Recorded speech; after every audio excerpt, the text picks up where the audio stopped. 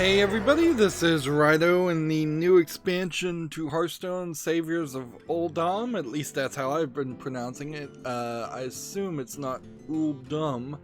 I think I've heard people say it is now available.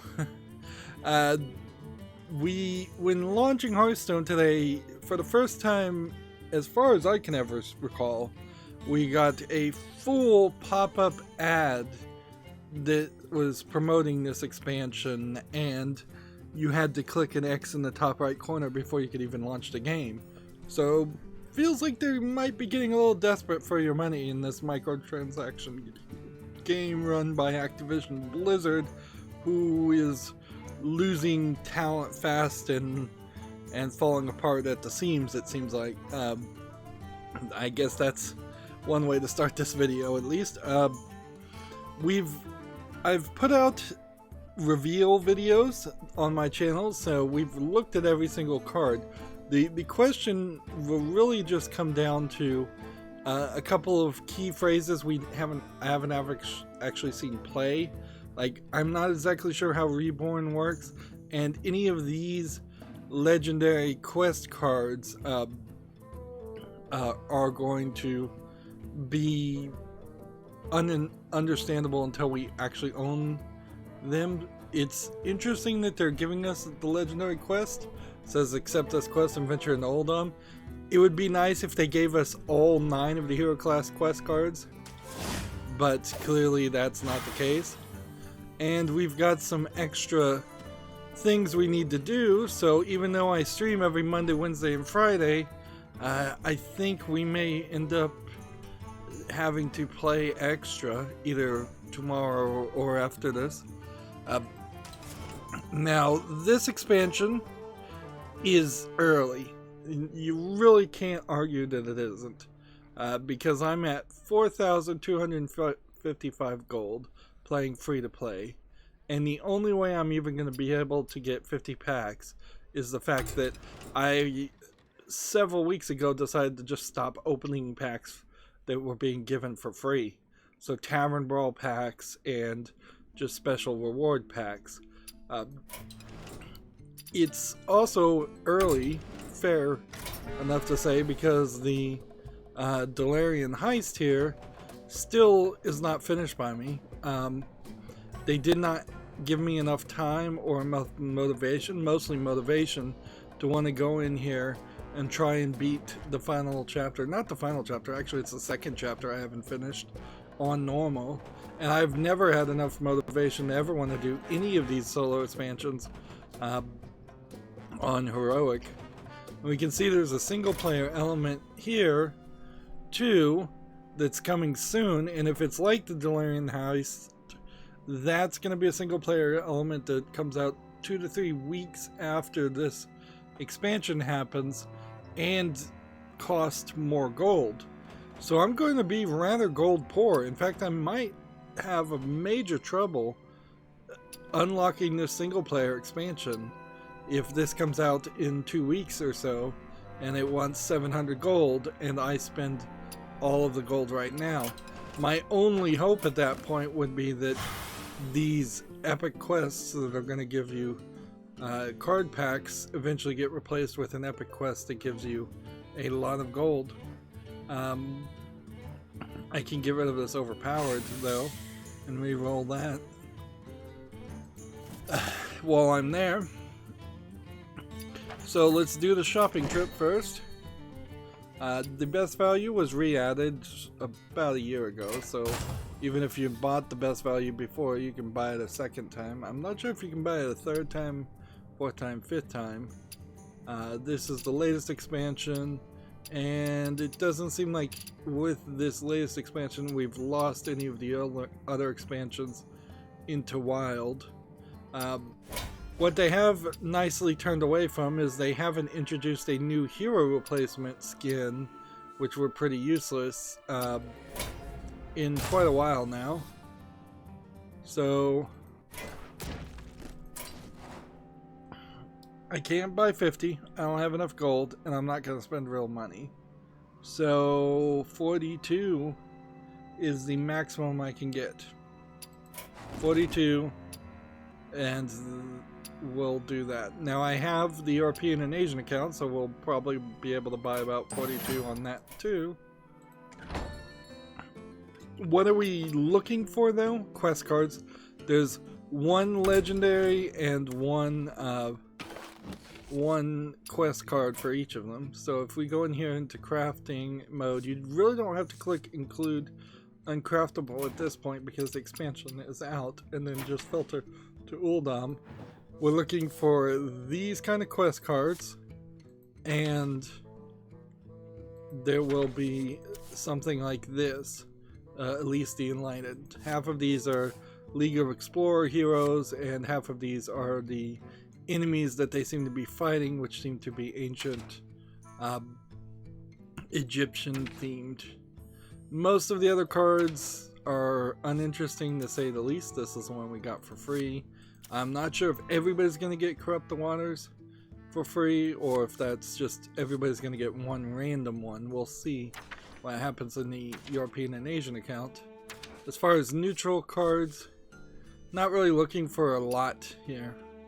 In fact, it's going to be a little hard to even decide how to make a Shadows of Uldum, not Shadows of Uldum, Saviors of Uldum pack and even play with these new cards. Because we're in this weird position where we are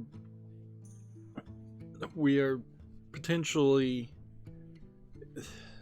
how do I say this? We're in this weird position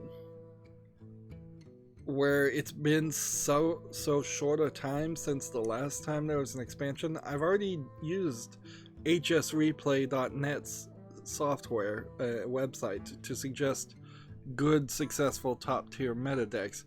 It's going to be a lot of extra work, which I don't really care to do if I was going to rebuild my decks based on that. Also, Hearthstone now has an auto suggest feature based on the cards you have, so rebuilding a deck using that would not take as much work by a few steps, but it's still probably not going to change much. The cards in this expansion in particular seem pretty neutral, except for maybe the quest cards, depending on how Reborn works. So a lot of them probably wouldn't be better versions of cards you already have, unless you're brand new to Hearthstone. And if you're brand new to Hearthstone, well then your experience will vary drastically, and it probably won't be that good either. We're also in a bad position because we know that in the first 10 opening of a new expansion, you're guaranteed a gold, not golden card, a legendary card, which is not guaranteed to be the gold version or the foil version equivalent of a legendary. So on that concept, we will spend maybe 10 packs here, which would leave us with 35.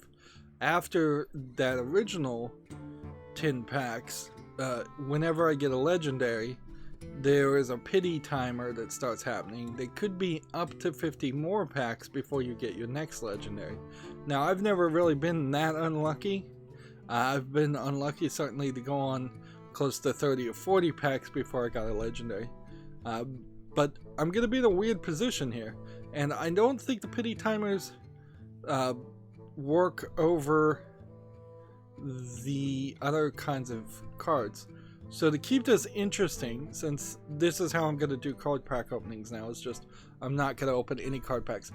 Particularly on my Americas account, there's no reason to open classic card packs because I have all the classic cards. There's little reason to open the other expansion card packs because I've pretty much abandoned them at this point. You get these new expansions and then they're cool for about 5 minutes, and then the next thing comes around.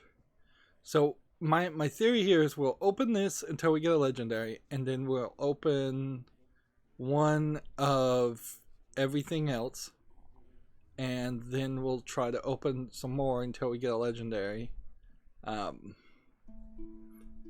And then hopefully we'll open one more and get at least 3 legendaries in this, and try to get this number up as much as possible.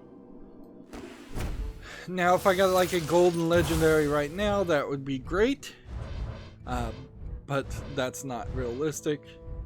Opening this new expansion, none of these cards are going to go into dust. We've got an epic and a rare and a bunch of neutrals.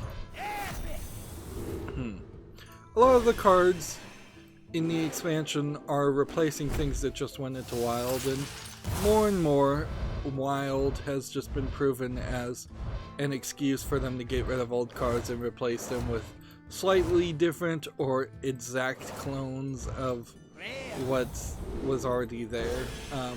This is the Magic the Gathering concept. Like they eventually just started banning cards to bring what are exactly the same card back with different art and a different name, but the effects and the concept is still the same. The amount of mana it costs, the amount of health, the amount of attack happens. For a digital card game, that was something that I did not want to see. There really is no reason to do that. Alright, so 3 packs, we've got our first legendary. That's great news. It would have been better if it was on the first pack, but we can't be too greedy. So, and if this was a golden legendary, more's the better. Now you get into a weird situation where if you do get a golden legendary and you're trying to be as efficient as possible, holding on to a golden legendary in case it gets nerfed kind of makes sense, but it's unlikely that that would happen, and it's just more logical just to hold on to the golden legendary. Although I hate the golden cards. I hate the fact that you have foil version. Now I'm gonna open this Rise of the Shadow pack, one of each going down. Odds are very low that I'll get anything from any of these cards. Just a bunch of dust. So I'm playing this gacha game. It's an adult-oriented and focused gacha games with a bunch of lewd anime figures. And it's called Destiny Child. And it has foil cards you can collect, but that's pretty much it. The main collectibles, the characters, don't come in different variants, and it's a game that is completely built around microtransactions. And still, when I think about Hearthstone, I feel like Hearthstone is more greedy, and that's insane to say because gacha games in general are incredibly greedy, trying to get money. Destiny Child, you can easily spend $300 or $400 a month on it if you wanted to. I'm not sure if I've opened one of these or not, but we might as well just go through all of this. We should just open all of these right now, just in case they affect anything, which they probably won't. So yeah, I'm not really happy with the speed of expansions and the quality of expansions that Hearthstone has done over its entire lifetime, over 5 years. I've been playing Hearthstone over 5 years, and I'm saying it frankly on almost every Hearthstone stream I do. At this point, there is a commitment for me that once the former person in charge of Hearthstone, Ben Brode, he left Blizzard, and lots of people left Blizzard. He's started a new company called Second Dinner. He has a contract with Disney to make a Marvel collectible card game. And so he was running the ship back when Hearthstone was at least slightly good, a lot better than I feel like it is now. And I feel like Marvel characters will make a lot more sense than World of Warcraft characters because I don't play World of Warcraft. So, and I feel like that is going to have a pretty high popular fan base. We might as well just do all of these while we're here. It'll just make it simpler. I don't think this is really affecting anything. It's just opening cards to give me more des. I think the pity timer is separated amongst the different card expansions, which means theoretically, if I set it up right, I could get a legendary off of each expansion. Like if I had opened 50 classic packs and not gotten the legendary, this could be the legendary pack, and then the next card I open from a different pack could be the legendary pack. So yeah, as soon as that Marvel card game comes out, I think that's going to be the replacement. I've considered other card games to replace Hearthstone. The only reason I play collectible card games every Monday, Wednesday, and Friday is because I'm talking about video game news and looking at the games that came out on Steam. That's where I'm trying to keep myself informed while also making content that people can watch, and then the audience can keep themselves informed and get a general idea, or almost a complete idea of what comes out on Steam on a daily basis. But yeah, Magic the Gathering Arena is out there, and it was definitely a consideration. My fear is the Magic the Gathering Arena is more complicated and longer to play a single game than Hearthstone is, and one of my major problems with Hearthstone is it takes too long to play a game. I feel like they could easily introduce a smaller game mode where you had only 20 health or 15 health, and that would speed up the process quite a bit. The amount of time, the win ratio compared to other games in Hearthstone is attempting to be 50% win ratio, so half the time they want you to win, half the time they want you to lose. That's not a good win ratio.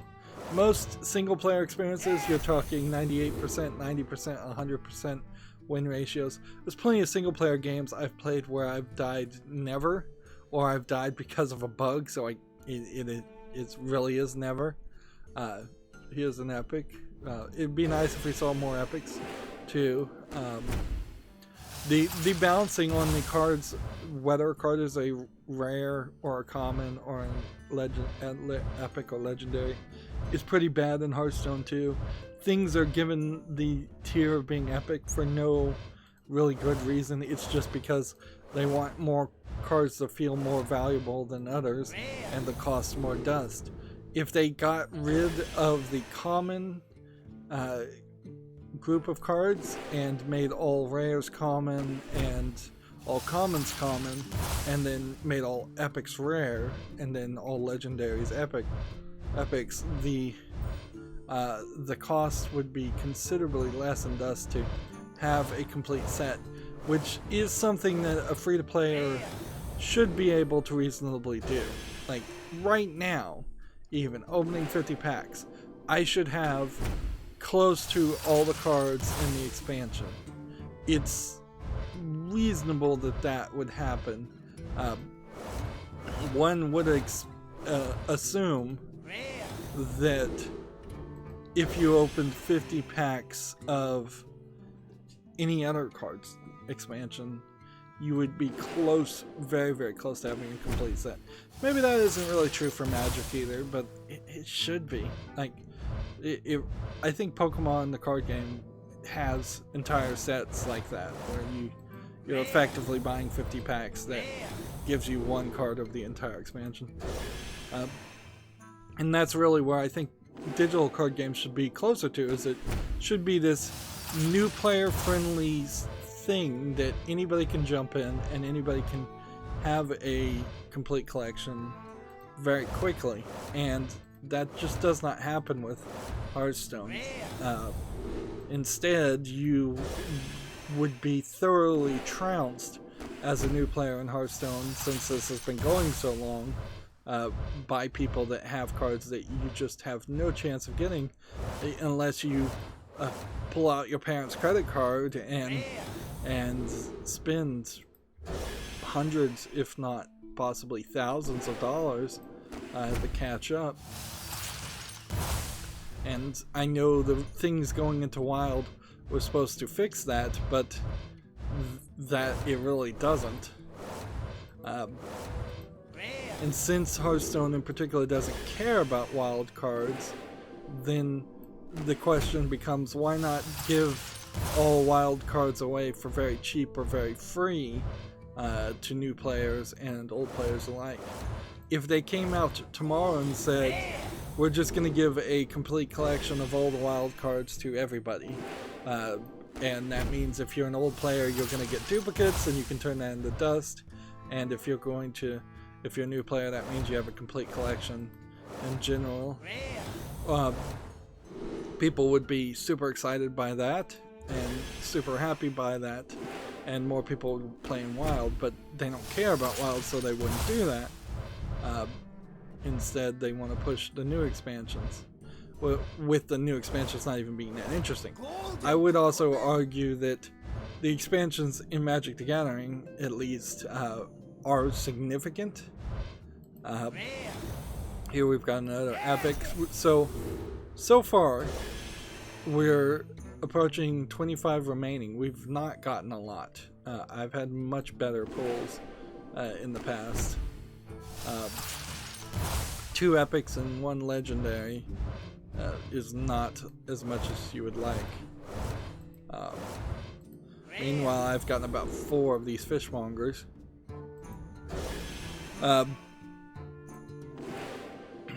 Other games I've considered is Gwent. Gwent doesn't really satisfy the need because it doesn't have a big enough audience, and I don't think it's a varied enough game to want to play on a daily basis or a Monday, Wednesday, and Friday basis. As I need something slow, I need something that I can move the cursor away from the screen and read a news article, or look at a game that came out on Steam. Here's another epic, so we may be getting better drop rates now.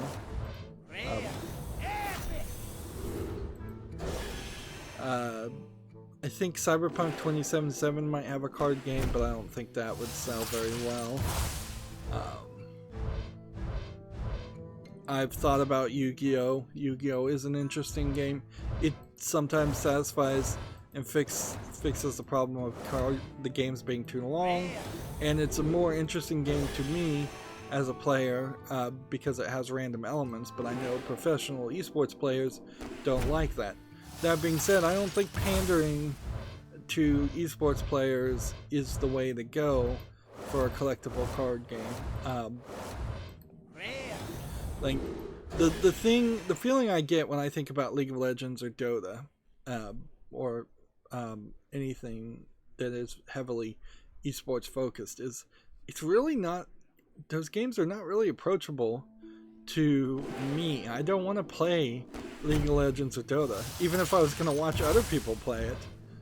That's why I guess so many other people play it, is because they're not really approachable. Whereas StarCraft is playable, so that's a little bit more approachable to me, but that's not really the way I want to see games go. I want them to be approachable. The problem with Yu-Gi-Oh! Is it's a little too silly and it's a little too kid friendly. Playing Yu-Gi-Oh! Is really just a step to playing Pokemon the card game on some kind of digital platform, which I don't even think it is on any kind of PC digital platform. That would be too simple, and Yu-Gi-Oh's a little too wild. It's a little too random. I like random. I don't want to play it all the time, though. One of the things I think Hearthstone in particular, we've got another legendary, which puts us in a weird position now, because we're gonna get like 3 or 4 out of 9 quests at this rate, or legendaries. We're gonna get 3 or 4 legendaries out of 18 or 20. So the odds of us getting another legendary with 17 cards remaining are pretty low. So 50 card packs also is not just like a random number that I picked out of the air. It's important to mention that if you had pre-ordered the expansion, you would have gotten 50 card packs too. This, I suppose, was part of the idea that Artifact, Valve's failed card game at this point, failed and quickly abandoned card game. That the one thing they had interesting going for them was they were going to have you buy expansions that gave you all the cards, which is an interesting idea, certainly. The problem is that game just had no PR behind it, no advertising behind it, and didn't have a fan base chomping at the bit ready to play it. They should have been in like a secret beta with streamers for a lot longer than they were, if they were in secret beta with streamers at all, and they should have paid some people to play their games, and they should have really tried to make it look amazing. Hearthstone does kind of interestingly well about that, where they have their Pixar-esque cartoon commercials promoting Hearthstone, but then Hearthstone itself is not kid-friendly. It really isn't. It's just too long and too complicated a card game to think that a 6, 7, 8-year-old would want to play it. They just don't. They would much prefer a more simplistic experience like Fortnite, where you are just running and gunning, something that doesn't require a ton of reading and understanding of gameplay mechanics and a ton of effort and grinding to have cards to play. There is practically no grinding in Hearthstone because you get 10 gold for every 3 victories, so you can't get more gold that way after you've gotten all your daily quests done, and the daily quests have not gotten more generous. They got a little more generous a couple years ago, and that was it. The only grinding you end up doing is the daily quests and getting up in ranked. But even if you get up in ranked, the monthly ranked rewards aren't extensively good. They don't really do anything. We have like 4, maybe 5 epics that we've gotten now. So yeah, it's not a good experience in that way either. If there was a way to grind in Hearthstone and get all the cards, I would consider doing it. Then Hearthstone also has some weirdness that's specifically just for me as a streamer, where there's 4 regions, 4 different servers. There's the Americas server, there's a European server, and there's the Asian server, of which I have an account on all 3, which triples the amount of daily quests I do and the amount of time I play Hearthstone. But there is also a Chinese server that's behind the Great Firewall that you can't see, and like, fair enough. Like, I wouldn't play on the Chinese server behind the Great Firewall of China anyways. But if they were to step around that legal issue and just say, alright, we're going to merge the Asian servers and the European servers and the Americas servers, that would have been a better way to start and a better thing to do even now. Because if all 3 of my accounts merged together, I would have enough dust. I would have so many duplicates. I would have enough dust to have every card possible.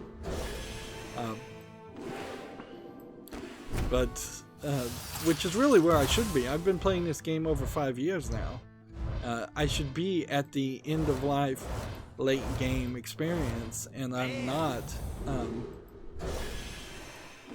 And really the only people that I've ever seen that do have all the cards are people that are getting paid to stream a lot of money and super popular streamers. And thus they can spend a lot of money to buy the cards. 2 more packs. Unlikely that we will get a legendary here.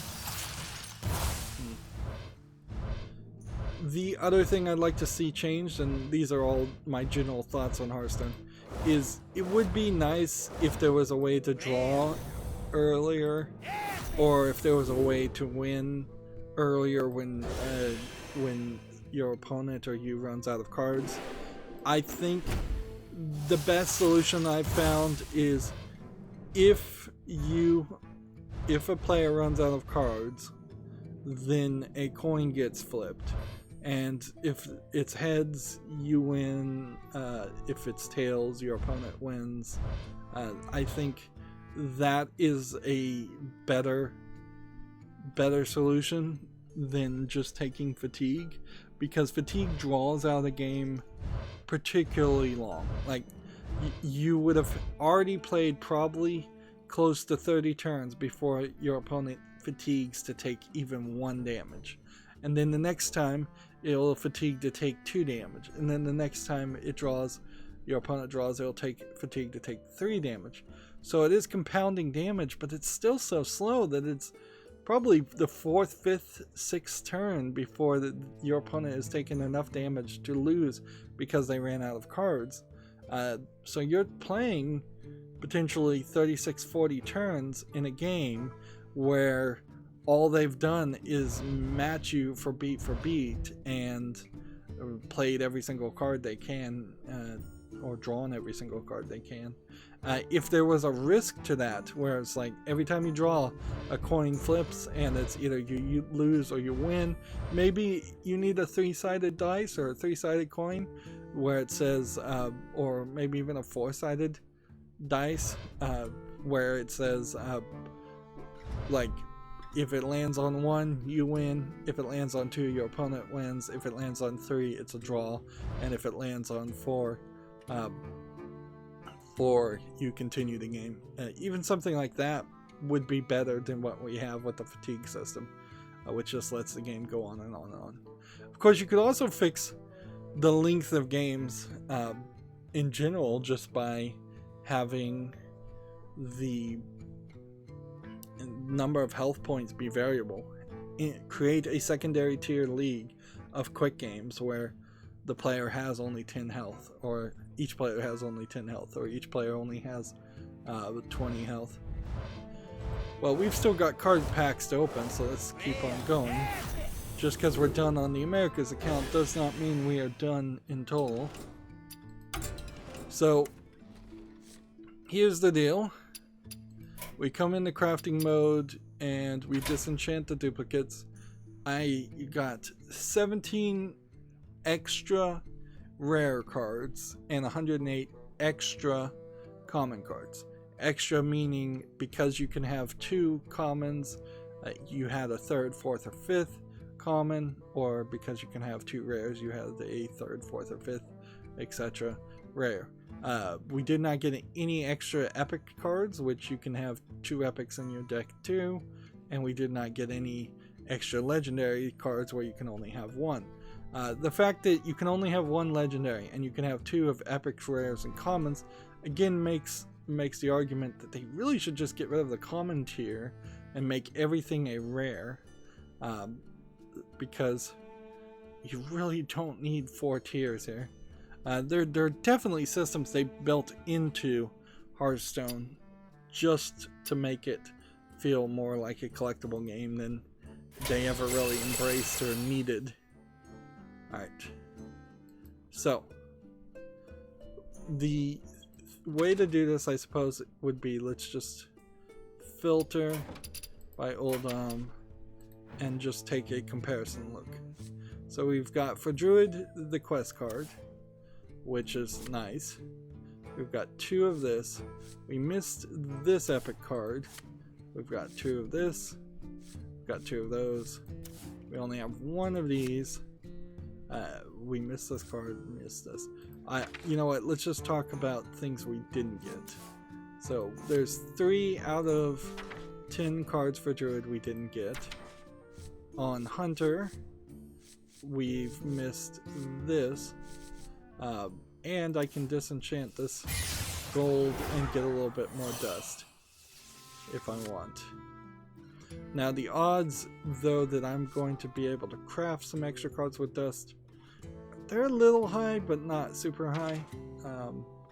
We missed both of them here, so 4 out of the 10 hunter cards we missed after opening nearly 50 packs. We missed the quest card on Mage. We can disenchant this for dust. I don't care about golden versions. It really doesn't make any sense that anyone would care about a digital foil / golden version of something. So 5 out of 10 cards for the Mage are missed. Next we have the Paladin, which we can disenchant that for dust. There is a key phrase called extra I could just type in to find all these extra golden ones, but they're not necessary. So we missed both the quest and the legendary in Paladin, so Paladin deck's not going to be improved. But overall, we got everything else for the Paladin. It is nice that this expansion actually gave every hero class a new quest card and a new legendary card, but that seems like kind of all they did. So it would have been nicer if this expansion, frankly, didn't have any of the other cards, just gave every hero a quest card and a legendary card, and it was just a single player expansion that you earned those cards by beating the single player expansion, instead of having this open card packs.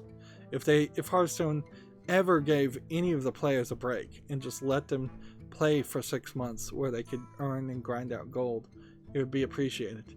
Unfortunately, I think we're going to get that break when Hearthstone just dies and goes into maintenance mode, which, let's face it, it's not far away from that. Like 2, maybe 3 years from now. I don't think we're going to hit a 10-year anniversary on Hearthstone. And Activision Blizzard itself may just go out of business at any point in the next few years, and unless Hearthstone gets acquired by some other company and majorly changed, I don't think there's anything that would save it at that point. Looking at the Rogue, we can see that there's quite a few cards. We got a couple of weapons in this expansion, that's nice, but not a lot. Here we have another golden card we can disenchant. And then Shaman, we have another golden card we can disenchant. We got this card for free, just for launching the app. But we're missing 1, 2 here, 3, 4 here. And it's worth pointing out that even though we're only missing about 4 out of 10, so we got about 60% of the cards, another 50 packs would not get us 60% of the remaining 40%. I don't even know how you would do the math there. So let's roughly say if we opened another 50 packs, I don't think you really would be quite at 75% of all the cards or 100% of all the cards. As bad math would say, that if I opened another 50 cards, if I got 60% now, I would get 100 or 120% overall. That's not really how it would work. We would still be working against the pity timer, and there still would be a significant number of epics and legendaries that I would get if I opened another 50, if I opened another 100, if I opened another 150. I believe, if I recall correctly, you actually need to open somewhere between 400 and 500 card packs to open it, to get all of them, in at least some of the previous expansions, just because of the way the artificial rarity is introduced into this. And yeah, 500 card packs, that's like $250 per expansion on a free-to-play gacha microtransaction game that really isn't worth it. So now when we look at the neutral cards, I imagine we'll have most of them, because most of the neutral cards were not that amazing anyways. But even at that, we are missing a decent amount. And this card in particular is one I wanted to see, the Desert Obelisk. If you control 3 of these at the end of your turn, deal 5 damage to a random enemy hero. Since you can only have 2 cards in your hand, you'd have to use spells to make multiple versions of that, which is definitely doable. Right. So if I type in the key phrase extra, there's extra in some of my other sets. Why are there extra on some of my other sets? Well, I must have gotten that. Let's go ahead and disenchant that. We'll do some slight cleanup and get rid of these golden cards. Because I opened other packs, I forgot about that. So whenever I get a golden version, I just disenchant it because I want as much dust as possible. And you would think, oh well, you have 2,720 dust, that's got to be a lot. It really isn't. It's a decent amount if you're just going to try and make really low-level common cards. It's a terrible amount as soon as you try to make rares or epics or legendaries. You can only make 1 legendary. It costs 1,600 dust to make 1 legendary. So now I'm going to use the key phrase missing, and what we'll do is filter that just down to Uldum, because if I look at where I am 5 years as far as Hearthstone goes, yeah, as far as the wild set and my America's account, I'm missing a ton of cards. Yeah, a lot of which I would have to make use of dust to craft, because it would be impossible to get card packs for some of the older expansions without paying money. Again, that it is so weird. For a long time, you couldn't even buy the old card packs if you wanted to. Finally, they gave you a way to do it if you go to their website, but not directly from the Hearthstone store, and that's pretty annoying too. So yeah, there's, on my best account, there are 70 pages of missing cards, and that's through a lot of effort and a lot of work to get that far.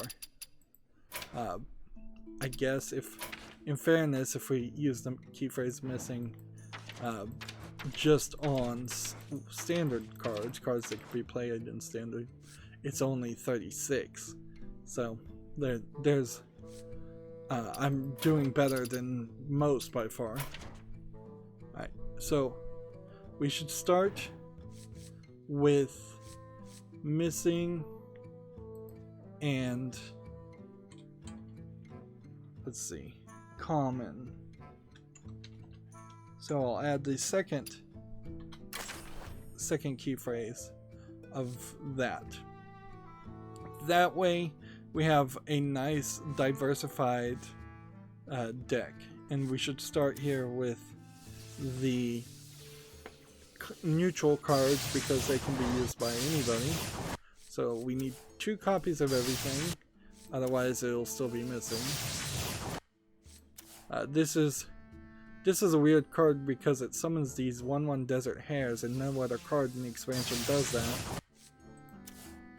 So that crafts some cards, and then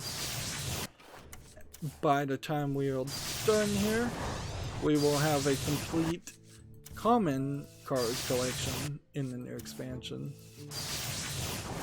The next thing I guess we should ask is, are there any actual commons that I'm missing in anything else? I don't know why I'd be missing those cards, but whatever. Right. So I guess the real question would be, am I missing any wild commons? I shouldn't be. Alright. So then the next thing, it is 4 times more expensive in dust, I believe, to craft a rare than a common. Maybe not. No, it was like 40 dust to create a common and 100 dust to create a rare. It's like 400 dust to craft an epic, and then it's like 1600 dust to create a legendary. So that's when it starts to get more expensive. So we are on just Uldum cards now, going to try and craft enough to have a complete collection in at least neutral with Uldum. And will we be able to accomplish this? I don't think we will be able to. So let's run through here quickly and just craft everything that's missing 1 card. Now, there is a more logical way to go about doing something like this. You could look at the cards and see if you really want them and if you're really going to play with them. But, yeah, that's not really a thing that is worth the effort for me to do. There also seems to be no unlocking element. It doesn't seem like you increase the odds of getting a second copy of a card if you've already gotten the first copy of the card. So what I'm doing right now is just trying to diversify what I have. But I clearly, with 1,000 dust, don't have enough to do that. So the best I can do from my main account is come into some of these other expansions and try to have 1 of each of those. And the reason why you want 1 of each of those is because if the Hearthstone auto deck building feature comes about and says you should have 1 of these cards in your deck, then you know Hearthstone thinks you probably need 2 of those in your deck. Yep, and that fixes the issue with missing rares. At this point, though, we might as well just search missing in general for Uldum. We have 400 dust to make one epic, and that's pretty much it. So I can make this, and that's it. Which, frankly, since I have 700 dust right now, I don't think that there's a good reason to do any of that. I think it's better to sit on this dust in case I do decide to go to hsreplay.net, which, using the Hearthstone deck tracker app that I use, can look at everything in your account and say, hey, if you use your 700 dust to craft this card, you'll have a top tier meta deck that you can actually afford to build. So yeah, after 50 packs, you're still really not in a good position. If you were going to buy a 60 pack here and spend $70, you'd be in a better position, certainly, but you still probably wouldn't have everything. Maybe at this point you'd have enough dust to come close to having everything, but I wouldn't be surprised if you ended up buying this twice with every expansion. And it is only fair, I think, to point out that the price does not go down for other expansions ever. Like, these are all the same price. So this game is just incredibly greedy. On top of which, I have like 55 gold now, and I have to save all of my gold, possibly, for the solo expansion, which is probably by my guess would be Thursday 3 weeks from now, as of the date that this came out. So let's see, what's today's date? August 6th. So 3 weeks from 3 weeks and 2 days from August 6th. I bet this expansion comes out and wants 700 gold for the first chapter. And then every week after that for 3 or 4 weeks, they're going to want 700 more gold. Alright, let's jump into the Asian account now and open some more.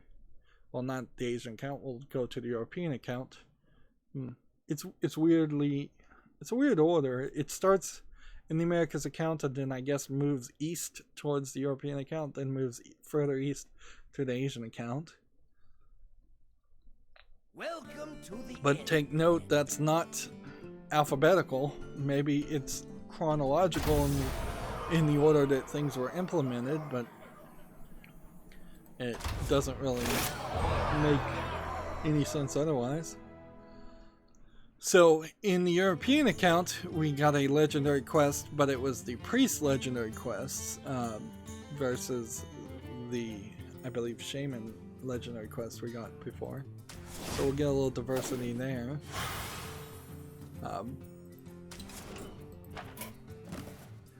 I don't know how to make card pack openings more interesting or more fun, frankly. Personally, I don't know how to do it. So I only have 40 gold here, so we can only open 40 packs or get 40 packs. A little bit less.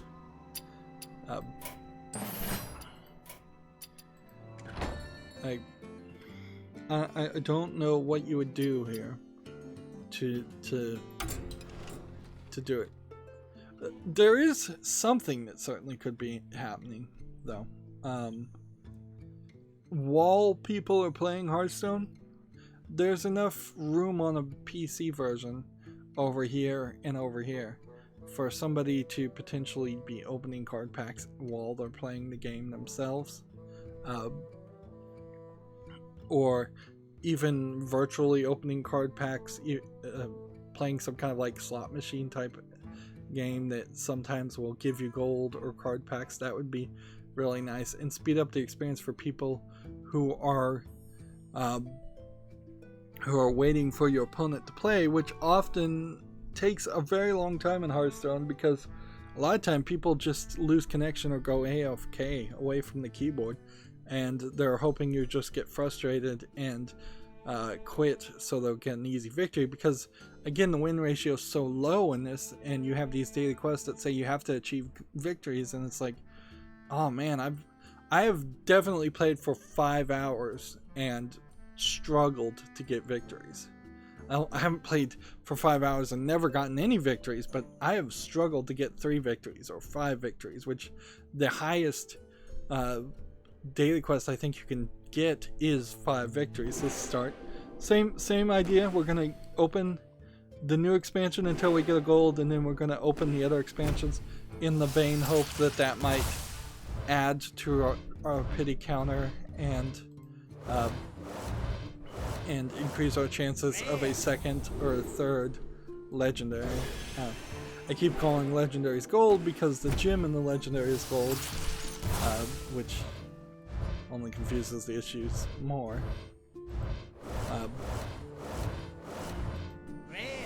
So yeah, if there was something else in Hearthstone itself to do with your time, if you're just straight on having a free slot machine, not something that you're putting in your gold to potentially win more gold, but just something where it's you can over here click a button and something like that happens, that would be great.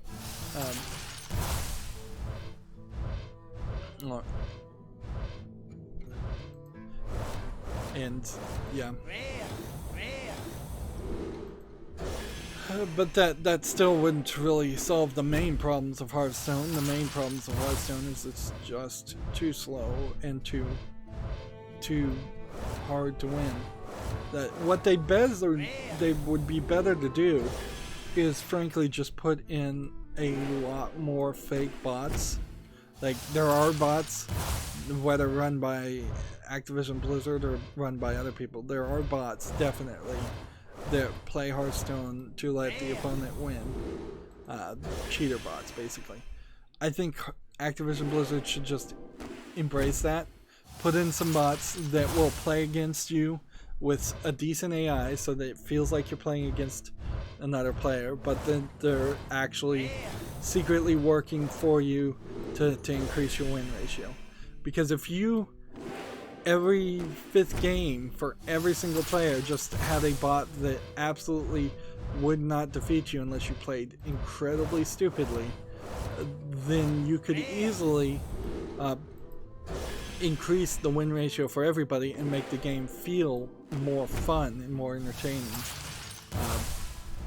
It wouldn't have to then be a single player mode, which frankly, if there was a way to just play single player in ranked, that would be great, but then it wouldn't really be ranked, would it? But you can get halfway there by just having in ranked, have people that would be eliminated from the ranked records at the end of the month anyway, so it doesn't matter, and they would increase the win ratio of the entire community and make everybody feel better. Here we've got a legendary. So now we have 34 packs to hopefully get another legendary. Odds are okay, but not great, not guaranteed.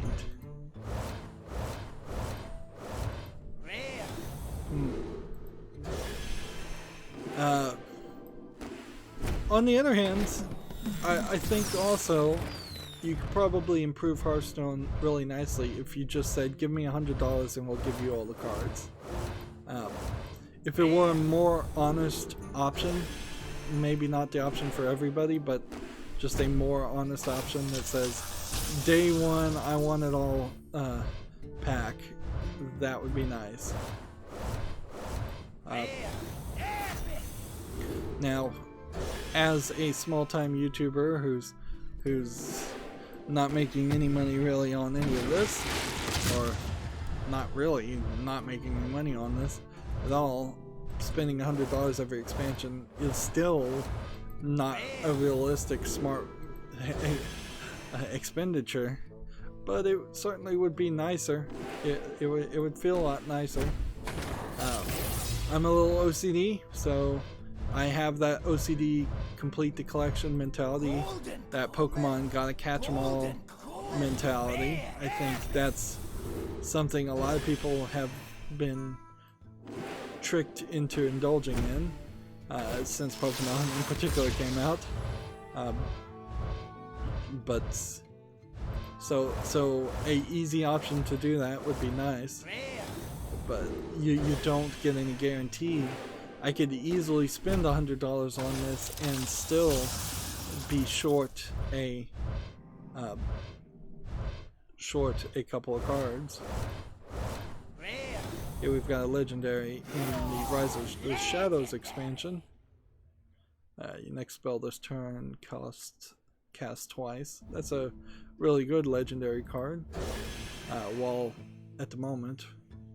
Alright, so we just got a legendary on Rise of the Shadows, which means if that does affect the pity timer and the pity timer is global, which I don't believe it is, now we're back to square one and we have 34 plus these 2 packs chances to get our next golden. So I might as well just continue to open these other packs. And we'll see what we can get.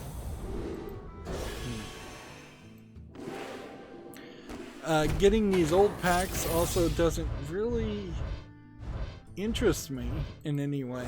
Like, once the next expansion has been announced and once the old expansions have been released, like, getting older cards are now outside of my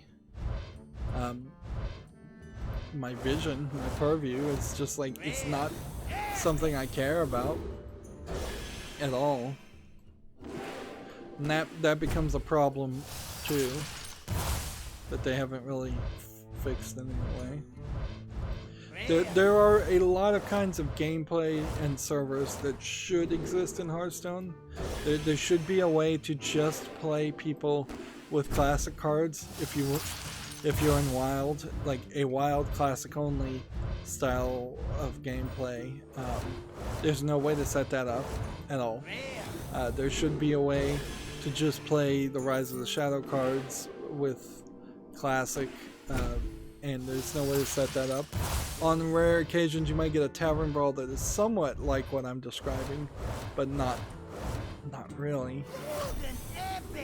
There's a golden epic, so hopefully I'll already have had this epic and be able to turn that into a large amount of dust.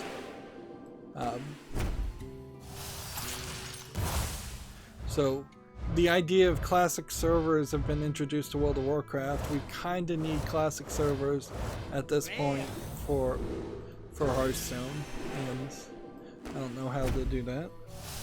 There is no way to do it, frankly. You would have to run custom servers for Hearthstone.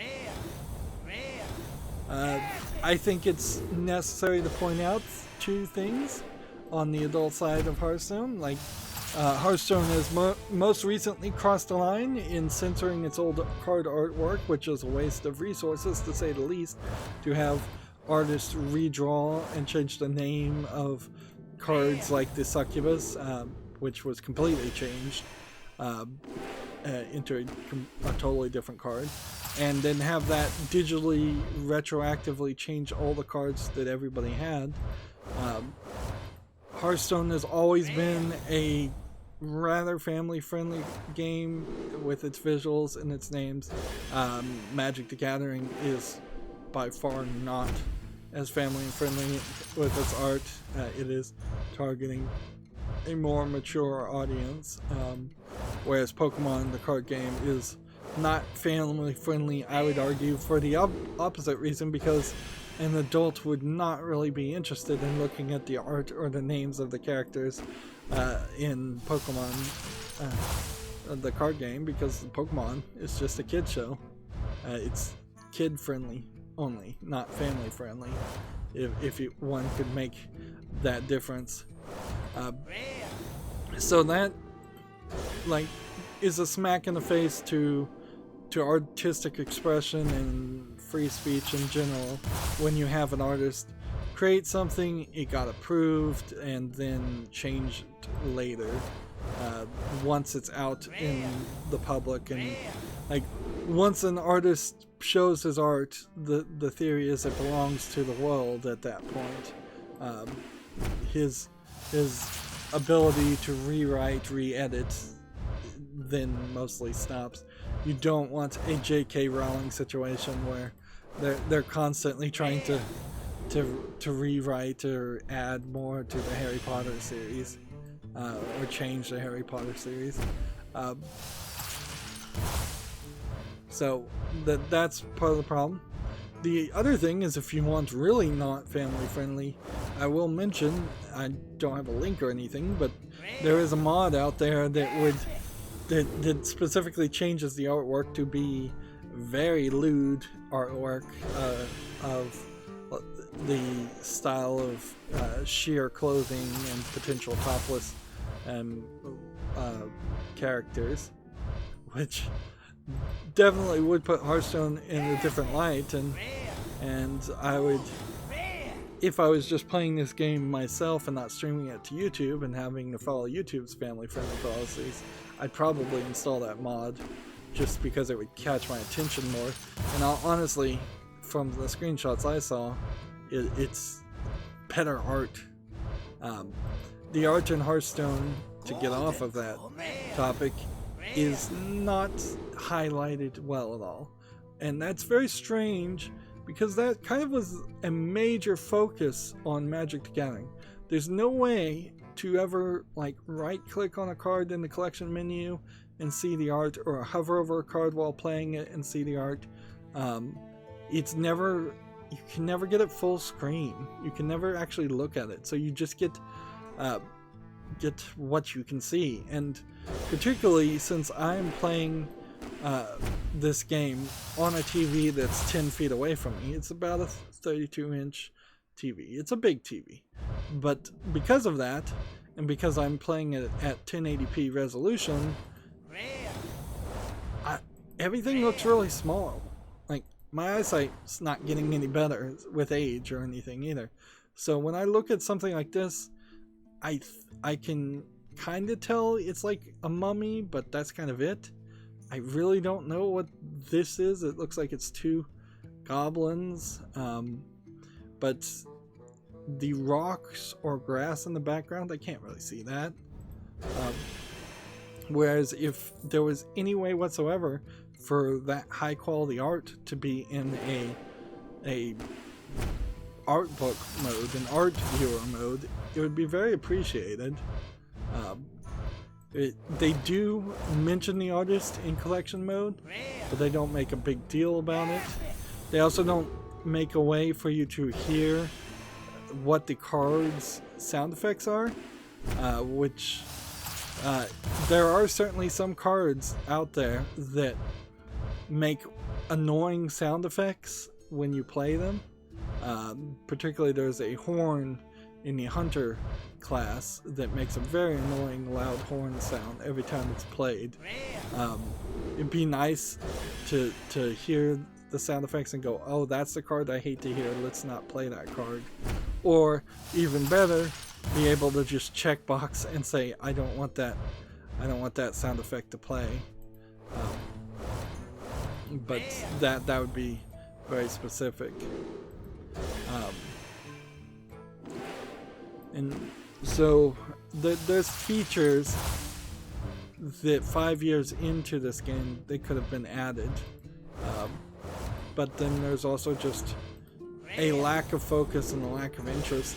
Instead, Hearthstone, I feel like, has been mostly led to just continue to do what it's doing, just try to get as much money as possible.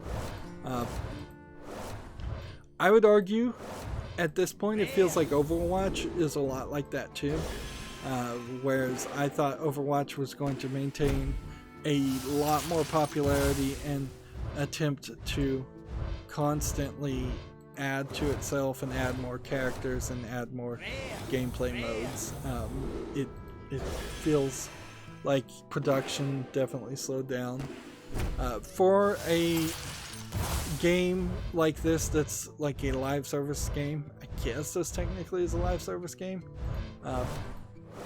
you kind of have to constantly be in production and introduce like more content, more expansions, more elements, and you really almost never get that in live service games, though, even though that's what it should be if it was going to be a successful concept in its first place. We've got 10 more packs at this point. It doesn't feel like we're going to get another legendary. We're getting a bad amount of cards too. Like we haven't gotten a lot of epics. We haven't gotten a lot of rares. We haven't gotten a lot of goldens either. Yeah. The Hearthstone itself does not feel like 5 years in that it is a Hearthstone version 2.0. It feels like it is still Hearthstone version 1.5. They've added key phrases here and there. They've added character classes here and there, and that is it. Whereas if you looked at the Yu-Gi-Oh anime compared to the Yu-Gi-Oh card game, when the original anime series with Yami Yugi, the Pharaoh character, and that first series of cartoons that had Joey and Wheeler and all of them, once that series ended and they had like the next generation where it's a whole new collection of people, they also drastically changed how the game played. Like all the cards are new, have new abilities and different abilities, and it's a drastically different game at that point. And Yu-Gi-Oh as an actual collectible card game has consistently, with every expansion, it feels like, just from an outsider who doesn't actually play Yu-Gi-Oh!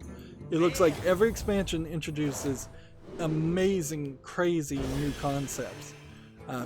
So it feels a lot like Hearthstone is stealing from Magic the Gathering, but not stealing the good parts from Magic the Gathering, and ignoring Yu-Gi-Oh! Completely when, like, synchro summons. The idea of synchro summons, as an example, is something that's just kind of insane, and it's just added, easily added to Yu-Gi-Oh! And then the Yu-Gi-Oh! Anime went on to another series, and then they went on to another series. They're on their 4th or 5th series now, each drastically changing the story in the cartoon, but also drastically changing how the cards play. Here we have a legendary, so we did get one more, which is nice because the odds could have happened. It definitely could have happened that we would have found that. But we have 4 card packs now, and the odds of us getting another legendary are rather small. So our best realistic hope would be to get a epic.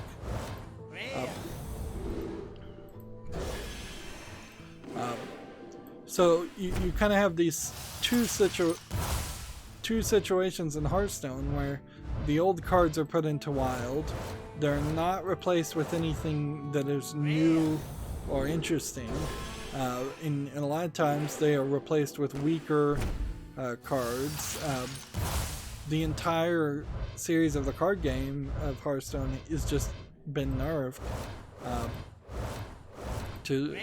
in some vain attempt to make it more simplistic, when the game itself, its just core conceit and concepts are too complicated to get more simplistic.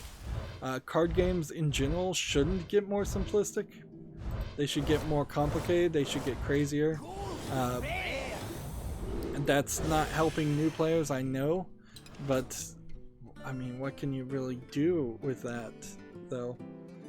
New players are either going to be attracted by a mature card game because of its complexity, or they're going to be attracted by a late card game because of its fan base. You maintain the fan base by giving them more things to play with, or you increase the complexity by making every expansion do something amazing and new and different. And we don't really get amazing, new, and different with these expansions. Particularly this last year, where they've crammed 3 expansions in a year, when really it should have just been 1, maybe 2 expansions per year. Alright, so we had 13 extra rares, 1 extra epics. Notice that you get 100 dust for that 1 extra epic, compared to 13 extra rares, which give you 260, compared to 97 extra commons, which barely gives you 485 dust. So we'll dust all of that, and then I think it's most fair to just sort by Uldum and go into crafting mode, and we'll see. We'll, for the most part, get about the same, but maybe a little bit less because we had a few less packs that we opened. But that's definitely not half. It doesn't feel like of the cards. Maybe we're getting slightly over half of all the cards, and yeah. I started my European and Asian account, both of those accounts, either a year or 2, it's been so long it's hard to remember, after I started my main Americas account. They do have considerably fewer cards, and in an effort to try to make them just better accounts that can actually win at ranked play, I turned all of the wild cards into dust, which is definitely a losing proposition, but in the short run at least it did turn it up a couple of levels. For the amount of attention I put into playing ranked, I usually make it to rank 14, 15, which is not high at all. If I, instead of having 3 accounts, which is the only reason I made 3 accounts was because I'm a YouTuber and I thought, well, maybe there'll be some people on the Asian account or the European account that want to play me. There have been a few people on the European account that have wanted to play me. I don't believe anyone on the Asian account has actually wanted to play me. So had I not made those accounts and instead just played one account 3 times as much, I would probably get higher up in ranked at the expense of having less gold, because having the 3 accounts gives me 3 times as many daily quests and you get all of your gold from the daily quest. The only extra card we have here is a golden common that we can disenchant for 50, and then apparently I have some extra cards on some other things. I show you what the following decks would be invalidated. Sure. We'll get rid of the golden one anyways. And I'll have to go back and rebuild those decks, which shouldn't be a big deal.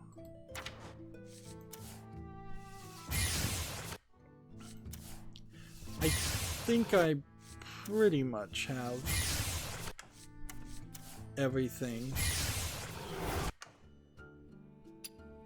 Alright, so if I come out here, there should be some decks that have trouble. Well, where did those decks go? Let's see. If I come into play here, there should be an X over. Alright. This. No. You can just click finish automatically and that'll fix it.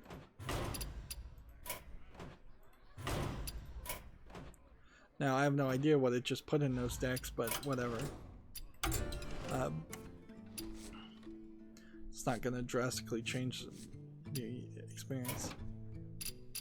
So yeah, the only wild cards I have are this card that you get and can't disenchant, and these 2 cards that you get and can't disenchant.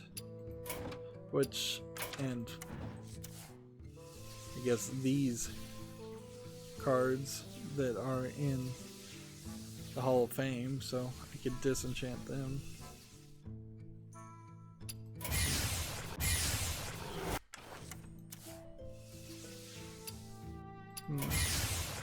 It's weird that you would open a classic pack now and get Hall of Fame cards. Hall of Fame cards being just nerfed classic cards that you can't play anymore because classic never goes into wild.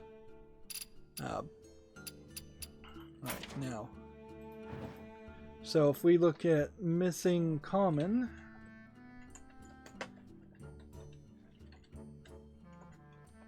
hopefully I typed that all in correctly. Start with the neutral cards, and we can get 2 copies of these commons pretty easily. I'm just looking at all missing common cards, which is actually a stupid thing to do, come to think of it. Am I in standard? Yeah, I should be missing common and standard. Because what they're going to do is if I'm looking at wild and seeing all the missing common cards, then I would see quite a lot once I went into crafting mode. What's interesting is this card in particular, I got like 4 of those on the main account. Yeah, see, if I was here, there would be page after page of missing common cards. Like, these are all in wild, just commons.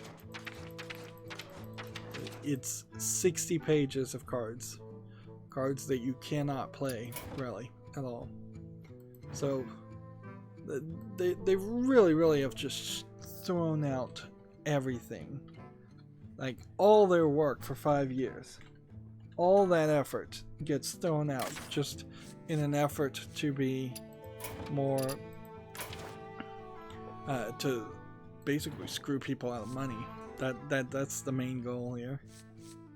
Alright, so this disenchants for 100 and this creates for 100.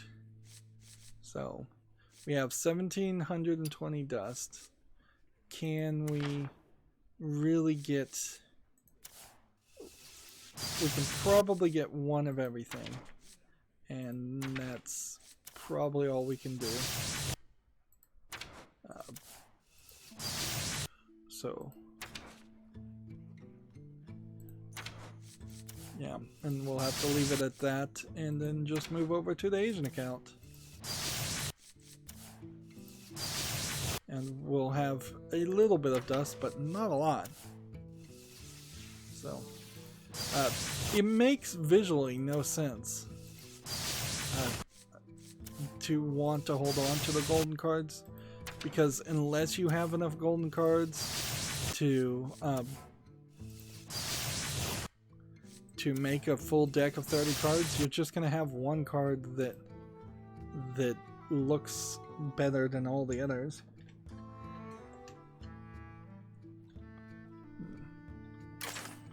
Yeah, oops. Well, I screwed that up. I lost those cards that I crafted. So there's 2 golden cards now in this deck somewhere that I can't easily find.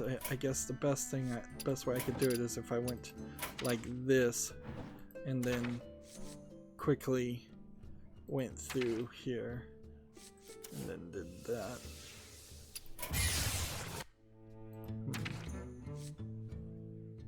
This is an epic golden. I can't craft a regular epic to replace that one, so we'll have to hold on to that.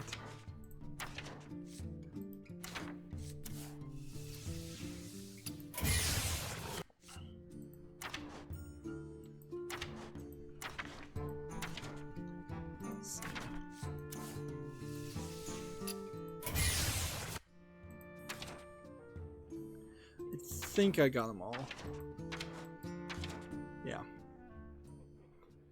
So yeah, we're still not getting 100%. Definitely not anywhere close. We have 820 dust, which is less dust than the main account. It is definitely doing worse than what the main account did. And there's really not a great reason for that, even, because theoretically each account is getting the same amount of daily quests, so we should have had the same amount of gold, and I should be close to the same amount of dust, but there's still a bit of a gap just because. It is worth mentioning that the Rise of Shadows expansion for this account I didn't play at all, so all 5 of the chapters, while I did purchase them with gold, I have not played and probably will never play. I'm just trying to own everything that I can own before it disappears, because new players can't get things like Karazhan or the Frozen Throne or Kobolds and Catacombs. I don't think there's any way for a new player to get them. Again, an example of Hearthstone just really throwing out the work and the effort that they've already created instead of finding a way to resell it or use it as an advertisement to sell something newer. It's really feels like throwing out the baby with the bathwater concept. It's just not good. I would argue Magic the Gathering Arena probably could do something when it comes out of beta 2, where it releases like all the cards from the original expansion of Magic the Gathering to people. Those cards would be banned anyways in regular play, so it really doesn't hurt to say, well, these cards can exist and we might as well let people play in their friendly games with that. When you do a friendly game in Hearthstone, there's no way to really do that. You could do a friendly wild game, and that's all wild cards, but again, there's no way to do a friendly classic only game without just an honor system. So we have 4,000 gold, which means we can get our last 40 packs, and that will be that then. So I was hoping for 150 card packs to be opened, but I don't think we really did open 150 card packs. Let me just jump in here for a second and make sure I did the Tavern Brawl. Yeah, I did. They changed the Tavern Brawl, and now it lasts nearly a week, so now I can do a Tavern Brawl every Monday, Wednesday, and Friday from the 3 different accounts. So Monday I did the Asian accounts Tavern Brawl, and Wednesday I'll do the Americas accounts Tavern Brawl for the next week, and then Friday I'll do the European accounts Tavern Brawl, which it's nice that they changed it, because it used to be a situation where you had to do all the Tavern Brawls pretty much on Wednesday, which made Wednesday streams particularly longer than the other streams. So we're going with the same strategy. There's really no reason to change the strategy. Open packs on this new expansion until we get a gold and a legendary, and then open the other packs in hopes that that will increase the pity timer.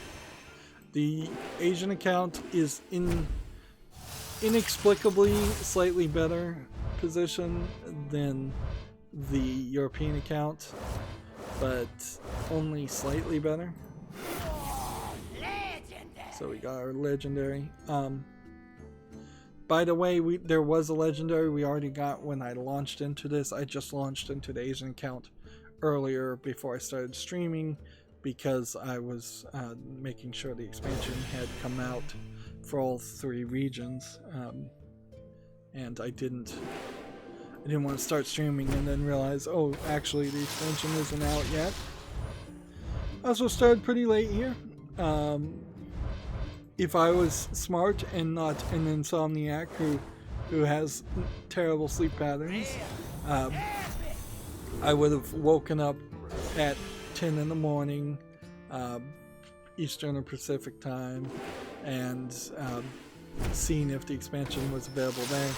It used to be noon, about noon Central time, that expansions happened, so I wouldn't be surprised if that's when this first happened too. So if I had started streaming the second that had occurred, there might have been a better chance.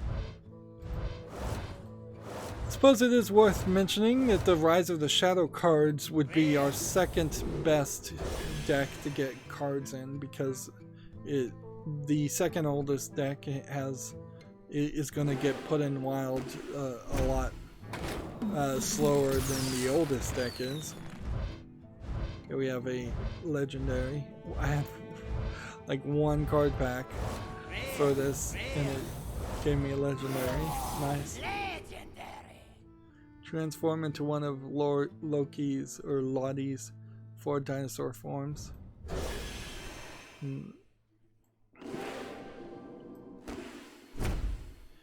I suppose there is a slight question to ask about inspiration versus creating pure art.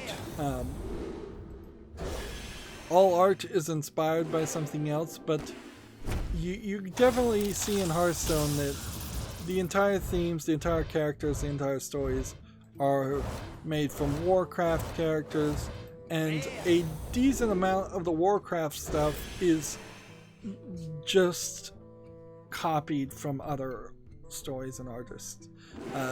Nothing. Warcraft did not create the concept of goblins or gnomes or orcs, ogres, or things like that. and they definitely didn't create the concept of ancient Egyptian pharaohs or Loki or but then they sometimes change the name, so it's not Loki, it's Lottie, which I assume that's a reference to. And sometimes their references are just overly complicated for no reason.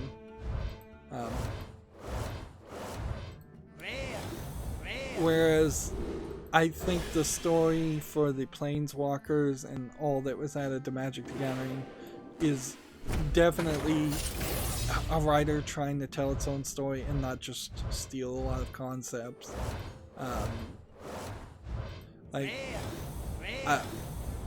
I think you don't have the same thing can be said about Hearthstone or Warcraft in general. And in Pokemon is almost 100% original concepts, for the most part. You can sure break down Pokemon to dogfighting if you made it child friendly, sure, but there's a lot of original concepts there. And yeah, you could argue that Snorlax is just a giant bear, and Pikachu is just a field mouse. But that's not too terrible. And then also when you get to like Yu-Gi-Oh! Yu-Gi-Oh's story and the characters that are built around that are slightly derivative, like the Magic Harpy sisters and such are based on harpies, but it has a consistent art style. I wouldn't say Hearthstone has any kind of consistent art style because they don't really focus on the art at all, and I don't think it has a consistent like theme or attitude. It really is just trying to take things from Warcraft, and as somebody who hasn't played World of Warcraft, I'm not sure World of Warcraft really has a consistent theme or attitude. It has some major players and major characters. Here we have another legendary. But it seems to look kind of generic whenever I see gameplay footage of it. So when the new Marvel card game comes out, which I'm obviously a little hyped about, I'll be much more enthusiastic to play that when it comes out. I'm hoping I don't see gameplay footage of it when that actually exists, and see that it's actually a really dumbed down, terrible game. The thing you can take from a Marvel card game, 2 epics here, nice, that is a nice draw, is a Marvel card game would have decades upon decades to filter to, let's face it, honestly, mostly bad comic book stories and characters, and take the good from it and make a decent experience. Particularly in a card game format, because you really only have to have a card that says like Spider-Man or Spider-Man's Web Slinger, or like Doctor Doom or something like that. You don't have to get into a deep narrative lore around it or tell an entire story. You're not going to have something as good as what I assume Civil War or the Black Suit Saga. Ooh, another legendary. We're gonna get quite a few. We're getting good pulls finally. You're not gonna have all that depicted in a card game. Instead, you're gonna have Spider-Man's original suit, and then a Spider-Man black suit, and then a Venom card, and that will be that, I'm sure. And that will be a lot more interesting. Now, arguably, Marvel is pretty derivative on the hero arc and the Greek pantheon anyways, so there is definitely a bunch of derivative characters in the Marvel universe, but most of those can be glossed over or evolved into something different. And and I think you're in a really good place to do that, particularly if Disney is funding you and letting you use Marvel content. Also, we've already seen that concept proven with the Marvel movies. Let's face it, you could have made a low-budget, terrible series of movies if you weren't interested in making a cinematic universe to be the best cinematic universe so far in movies. And that's just not what they did. They put a ton of money into well, in all fairness, several of the Marvel movies before Iron Man were terrible. There was a bad Hulk and then a remake of the Hulk that wasn't that good. There was Blade before that, the Blade movie series, which is not considered really part of the Marvel Cinematic Universe, and there were Fantastic Four movies that were made by a different production company, and then there were Green Lantern movies that weren't that good. So there is decades past of a lot of terrible Marvel movies, but once they got it locked in, once they had Iron Man come out, once they put a lot of money behind it, they moving forward with Iron Man mostly had things that were major successes. Maybe a couple of the movies aren't the greatest in the Marvel Cinematic Universe, but mostly successes. And I really think that's what we're going to see with the Marvel collectible, the Marvel card game, once it's made by the company Second Dinner, Ben Brode's company. Now, I could be totally wrong. It could be that it is a cell phone only game that is just full of microtransactions. It could be something akin to one of the WWE cell phone card games. It could be that it doesn't work in any way like most collectible card games. Maybe there will be no descriptions, maybe there will be no effects, maybe it will have very little, if no mana costs. Maybe it won't have an attack, maybe it won't have a defense. There are card games out there where it's just a 1-star card versus a 2-star card. If you play a 2-star card, you win. Super simplistic experiences like that. And if that happens, I would be really dumb. And I don't think that's what they're going to do. I think you're going to see everything good from Hearthstone taken and put into the new Marvel card game, and everything bad from Hearthstone eliminated. But I may be being way too hopeful on that. It is fair to say, even though they may have funding from Disney and support from Disney, I'm not sure that they actually do have funding from Disney. I'd have to try to research that to really know. They may have just bought the license. If Second Dinner, this new company made by Ben Brode, that's like less than a year ago, if they're a new company, they may have to put a ton of microtransactions into the Marvel game. It may be incredibly expensive to play it. It may be such an expensive game that nobody wants to play it. One thing I'd also like to see is skins for cards, and maybe a little bit fewer cards in general. What a lot of card games run into, and this is something that the gacha game Destiny Child that I play on my cell phone has revealed to me, is, you know what, instead of putting out a new card that does the exact same thing and just has a different name, why don't they just put out a higher tier skin that can be only purchased with a premium currency to skin a card that you already have to make it look different? And in Destiny Child you have that. So if you don't like the artwork per se, or if you want something like, the best example is the 3 main characters each have a swimsuit version.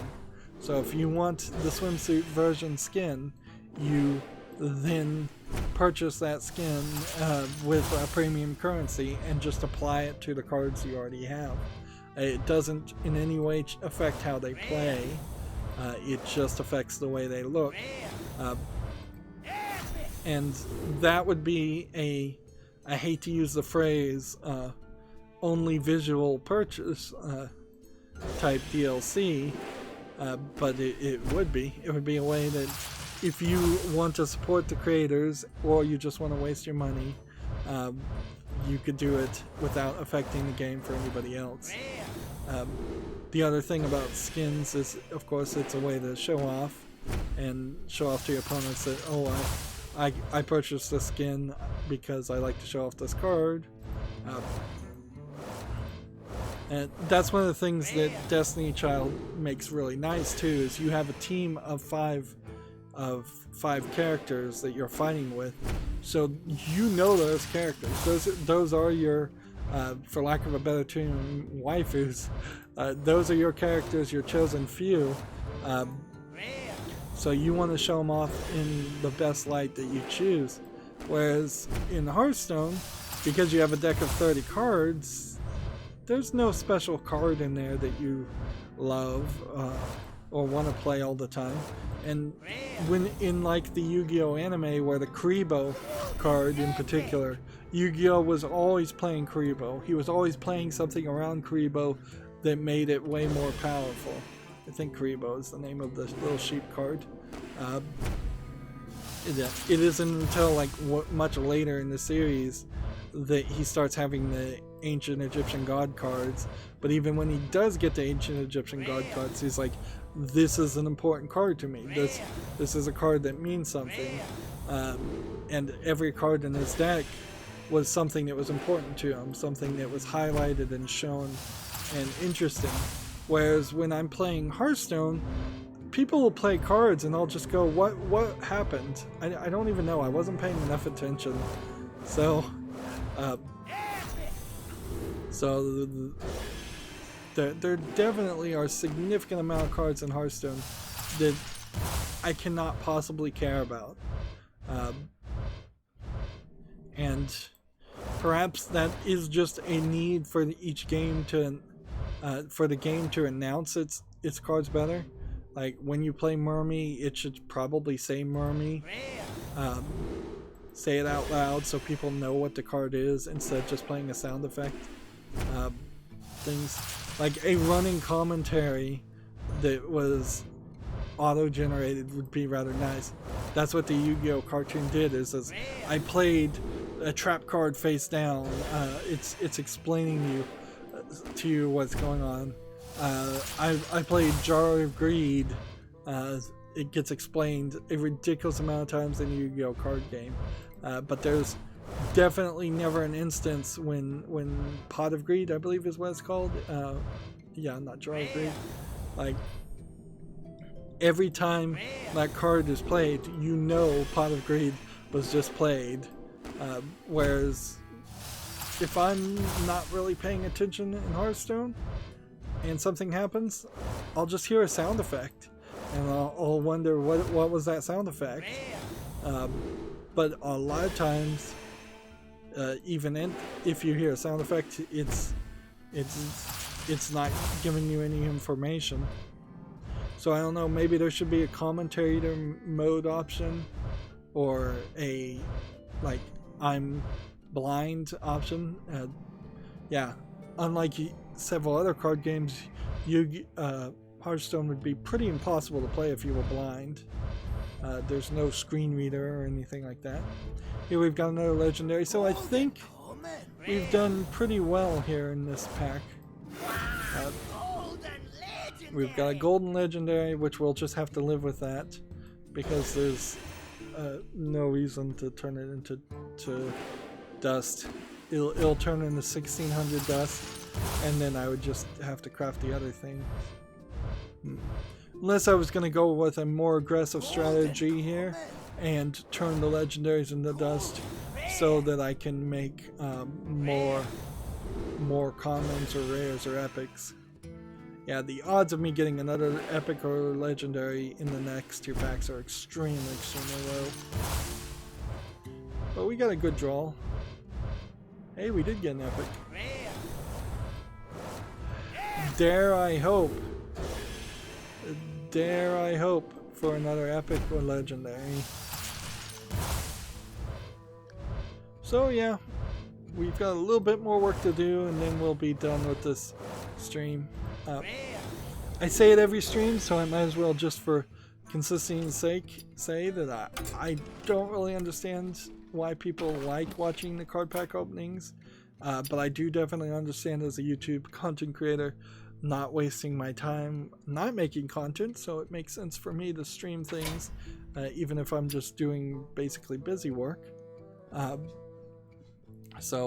people do seem to like the card pack openings, so if it makes people happy, it's no skin off my teeth to do it.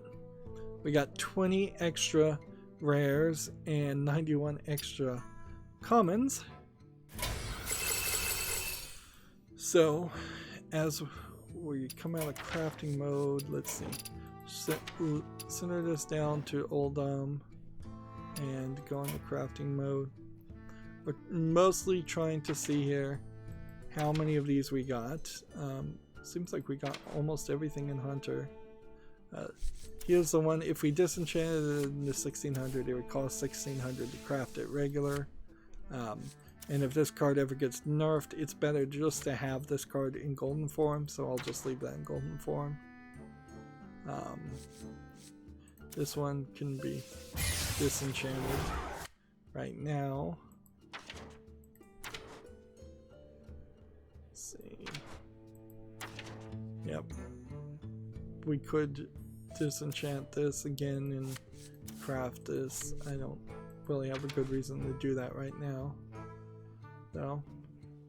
We could do it. It's just, we can kind of see where we have only 1385 dust, so I'm not going to have a lot of dust available to me to craft things. So we got better drops, but we're shorter on dust. And it feels like we got maybe 60%.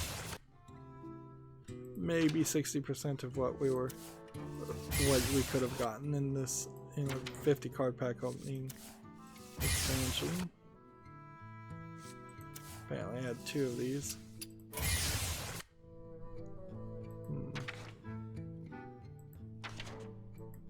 That you're just kind of in a weird position though, because they're not like, none of these cards are really the cards I needed or wanted. They're just, yeah, they just exist, and that's pretty much it. At least right now, and that maybe hsreplay.net will tell me later that there's something else that I'm not seeing, or there is some strategy. The thing here is there might be strategies I'm missing, but I just don't know about them. So we got a golden here, a couple of golden here, a couple of golden here, go for golden here. There we go. So there's all of our extra. Missing. Actually, before I type that in,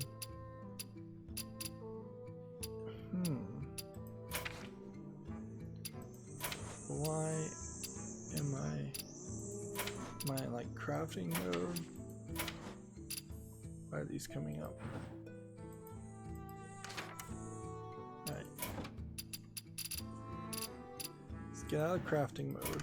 That's what we need to do. We have a couple of Hall of Fame cards.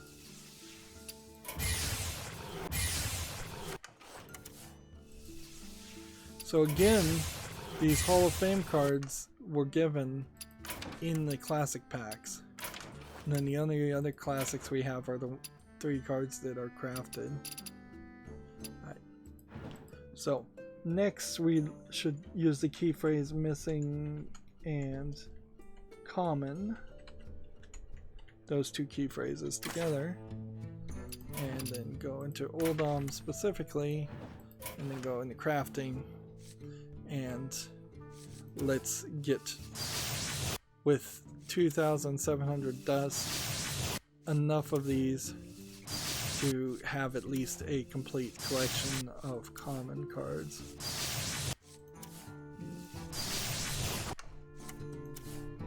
I think I'll have enough dust to have all of these. It does feel like opening classic packs does have a chance of giving me more goldens these days. So if I was to play for another 5 years, perhaps I would finally get ahead of the curve and have enough dust. Are there any standard cards I'm missing? There we go. But I don't feel like I'm going to be playing this in a year or two, depending on when that Marvel card game comes out, or if I just found a different card game that would replace it. It doesn't inherently have to be a collectible card game, it just has to be something slow, something I could take my attention away from. Let's see, I have 19 dust here. I'm not sure I have enough to actually craft all of this. In fact, I'm fairly certain I don't have enough. So we're just going for as big a diversity spread as possible.